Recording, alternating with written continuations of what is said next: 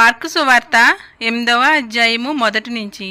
ఆ దినములలో మరియొకసారి బహుజనులు కూడి రాగా వారికి తిననేమియూ లేనందున యేసు తన శిష్యులను తన యొద్దకు పిలిచి, జనులు నేటికి 3 దినముల నుండి నా యొద్దనున్నారు.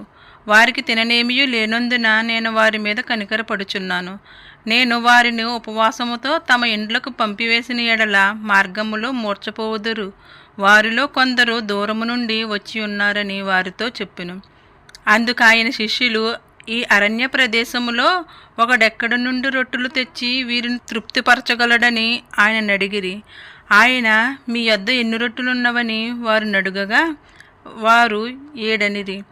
అప్పుడు ఆయన నేల మీద కూర్చుండుడని జనులకు ఆజ్ఞాపించి ఆ 7 రొట్టెలు పట్టుకుని కృతజ్ఞతాస్తుతులు చెల్లించి విరిచి వడ్డించుటకు తన శిష్యులకిచ్చెను.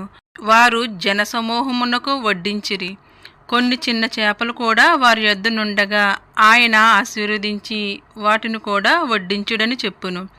వారు భోజనము చేసి తృప్తి పొందిన మీదట మిగిలిన ముక్కలు 7 గంపల నిండా ఎత్తిరి. భోజనం చేసిన వారు ఇంచుమించు 4,000 మంది. వారిని పంపివేసిన వెంటనే ఆయన తన శిష్యులతో కూడా దోణి ఎక్కి దల్మనోత ప్రాంతములకు వచ్చెను. అంతటా పరిసయ్యులు వచ్చి ఆయనను శోధించుచు ఆకాశం నుండి ఒక సూచక క్రియను చూపమని ఆయనను అడిగి ఆయనతో తర్కింపసాగిరి. ఆయన ఆత్మయందు పెద్ద నిట్టూర్పు విడిచి, ఈ తరము వారు ఎందుకు సూచక క్రియను అడుగుచున్నారు?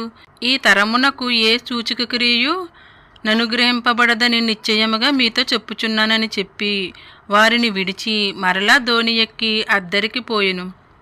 వారు తినుటకు రొట్టెలు తెచ్చుటకు మరిచిరి. దోణిలో వారి యొద్ద ఒక రొట్టె తప్ప మరేమియూ లేకపోయెను. ఆయన చూచుకొనుడి, పరిసయ్యులు పులిసిన పిండిని గూర్చియు హేరోదు పులిసిన పిండిని గూర్చియు జాగ్రత్త పడుడని వారిని హెచ్చరింపగా వారు తమ యొద్ద రొట్టెలు లేవయని తమలో తాము ఆలోచించుకునిరి. యేసు అది ఎరిగి, మన యొద్ద రొట్టెలు లేవయని మీరెందుకు ఆలోచించుకునిచున్నారు? మీరింకనూ గ్రహింపలేదా? వివేచింపలేదా? మీరు కఠిన హృదయము గలవారై ఉన్నారా? మీరు కన్నులుండి చూడరా? చెవులుండియు వినరా? జ్ఞాపకం చేసుకొనరా? నేను ఆ 5,000 మందికి 5 రొట్టెలు విరిచి పంచిపెట్టినప్పుడు మీరు ముక్కలు ఎన్ని గంపల నుండి ఎత్తితిరని వారిని అడిగాను. వారు 12 అని ఆయనతో చెప్పిరి. ఆ 4,000 మందికి 7 రొట్టెలు నేను విరిచి పంచిపెట్టినప్పుడు ముక్కలు ఎన్ని గంపల నిండా ఎత్తితిరని ఆయన అడగగా వారు 7 అనిరి. అందుకైన మీరింకనూ గ్రహింపుకున్నారా అని అనెను. అంతలో వారు బెత్సైదాకు వచ్చిరి. అప్పుడు అక్కడి వారు ఆయన యొద్దకు ఒక గ్రుడ్డివాణ్ణి తోడుకుని వచ్చి వాని ముట్టవలనని ఆయనను వేడుకొనిరి. ఆయన ఆ గ్రుడ్డివాని చెయ్యి పట్టుకుని ఊరి వెలుపలకు తోడుకుని పోయి వాని కన్నుల మీద ఉమ్ము వేసి వాని మీద చేతులుంచి, నీకేమైనను కనబడుచున్నదా అని వాని అడగగా వాడు కన్నులెత్తి, మనుషులు నాకు కనబడుచున్నారు, వారు చెట్ల వలి నుండి నడుచుచున్నట్లుగా నాకు కనబడుచున్నారనెను.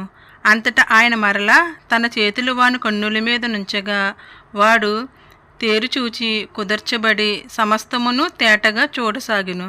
అప్పుడు యేసు, నీవు ఊరిలోనికి వెళ్ళవద్దని చెప్పి వాని ఇంటికి వానిని పంపివేసెను.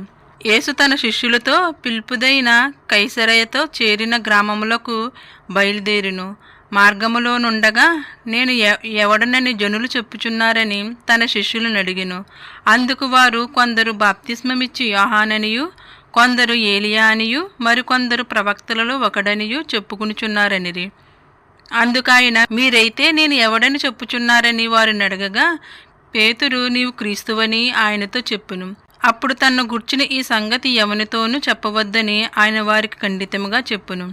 మరియు మనుష్య కుమారుడు అనేక హింసలు పొంది పెద్దల చేతను ప్రధాన యాజకుల చేతను శాస్త్రుల చేతను ఉపేక్షింపబడి చంపబడి 3 దినములైన తర్వాత లేచుట అగత్యమని ఆయన వారికి బోధింపనారంభించెను. ఆయన ఈ మాట బహిరంగముగా చెప్పును. పేతురు ఆయన చెయ్యి పట్టుకుని ఆయనను గద్దింపసాగెను. అందుకు ఆయన తన శిష్యుల వైపు తిరిగి వారిని చూచి, సాతానా, నా వెనుకకు పొమ్ము, నీవు మనుషుల సంగతులను మనస్కరించుచున్నావు గాని దేవుని సంగతులను మనస్కరింపక ఉన్నావని పేతురును గద్దించెను. అంతటా ఆయన తన శిష్యులను జనసమూహమును తన యొద్దకు పిలిచి, నన్ను వెంబడింపగోరువాడు తన్ను తాను ఉపేక్షించుకుని తన శిలువ ఎత్తుకుని నన్ను వెంబడింపవలెను. తన ప్రాణమును రక్షించుకొనుగోరువాడు దాన్ని పోగొట్టుకును. నా నిమిత్తమును సువార్త నిమిత్తమును తన ప్రాణమును పోగొట్టుకునివాడు దాన్ని రక్షించుకును. ఒకడు సర్వలోకమును సంపాదించుకుని తన ప్రాణమును పోగొట్టుకొనుట వానికేమి ప్రయోజనము? మనుషుడు తన ప్రాణమునకు ప్రతిగా ఏమి ఇయ్యగలుగును? వ్యభిచారమును పాపమును చేయు ఈ తరము వారిలో నన్ను గూర్చియు నా మాటలను గూర్చియు సిగ్గుపడువాడెవడో వానిని గూర్చి మనుషు కుమారుడు తన తండ్రి మహిమగలవాడై పరిశుద్ధ దూతలతో కూడా వచ్చినప్పుడు సిగ్గుపడునని చెప్పును. ఈ వాక్యం మీ అందరి హృదయాల్లో ఫలించిన కాక. ఈ వాక్యం ఉన్న ప్రతి ఒక్కరికి నా హృదయపూర్వక వందనాలండి. మీరు దేవుని పనిలో ఉండేటట్లు ఈ వాక్యాన్ని ప్రతి ఒక్కరికి షేర్ చేయండి. అలాగే ఈ వీడియోకి లైక్ చేయండి. మీరు చేసే ఒక లైక్ ఈ వీడియో ప్రతి ఒక్కరి దగ్గరికి చేరుతుంది కాబట్టి తప్పనిసరిగా ఈ వీడియోకి లైక్ చేసి ఈ వీడియోని షేర్ చేయండి.